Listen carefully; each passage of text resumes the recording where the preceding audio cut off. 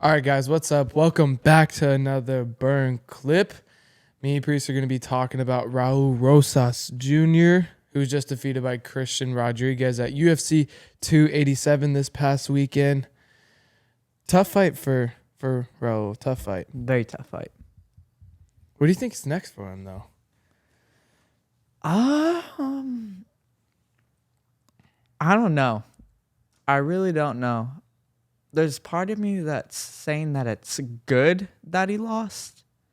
And then there's a part of me saying that it's bad that he lost. Because you got to think about, like, he's 18. He was 18 years old.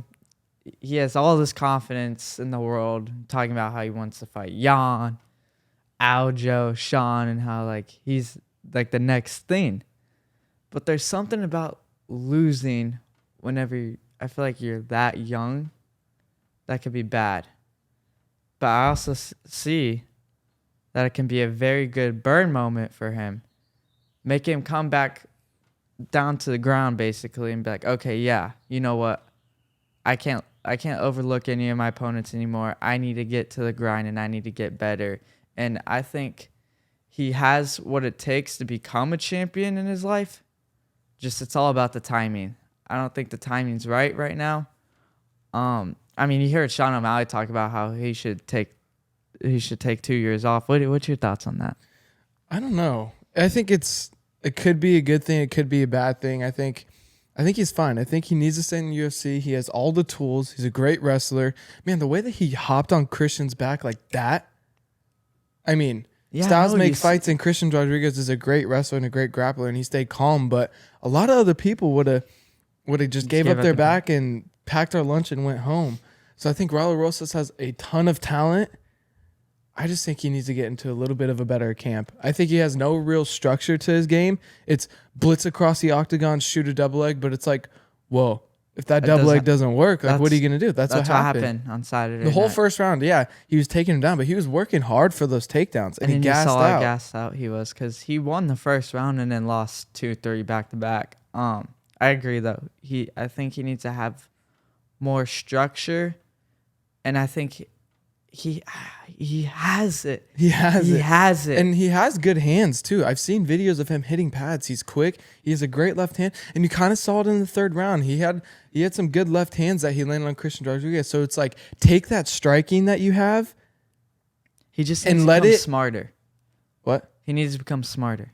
Yeah, he needs to become a little bit smarter and a little bit more calculated and poised when he's in the octagon, because he's just crazy. He's just going in there shooting double legs. But using his striking to set up takedowns, because let's not forget, MMA wrestling is completely different than just a normal NCAA wrestling match. Like, you're going to catch a knee, but if you are so good with your striking and you can set the takedowns, throw a few 1-2s, boom, then level change on him. Make him guessing, throw a few leg kicks, but don't just come out in the first second of the fight and jump across the octagon for a takedown. That's not smart. What if he does that? What if he does that again and gets knocked out by a flying knee? He's not going to. He's gonna, like you said, he's gonna learn a lot from this fight. I think this fight was huge for him.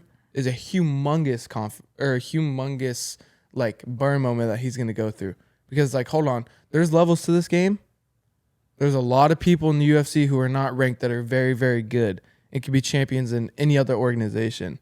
So you're not going to be able to steamroll through every single opponent and be, I'm calling out Marab and Peter Yan. I could beat Aljo. Yeah, you probably can. But, dude, you're 18. Relax.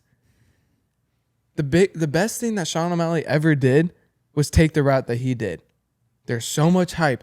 When is he going to get a top 15 guy? When is he going to get a main event? But he just kept back. He got better and better and better and better, and boom, takes out the number one guy in Peter Yan.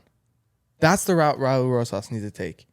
He needs to just take good fights for him, let himself build, let him get more confidence in the octagon, more time in the octagon, develop more skills in terms of just not blitzing across the octagon and taking someone down, but really becoming a mixed martial artist. Don't just become a wrestler.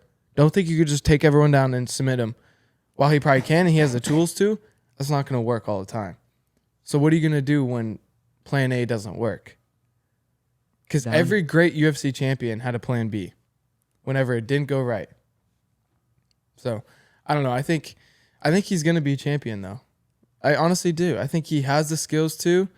I think if he takes this for a good, and he makes changes in his camps, and he does a little more little things, and working really hard on becoming a mixed martial artist, he will become a champion.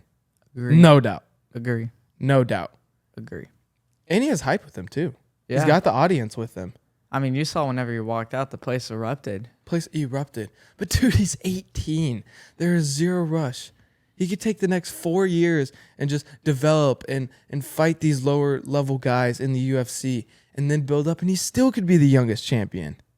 So there's no rush. Why would you go out and kind of destroy your career on rushing to become a champion?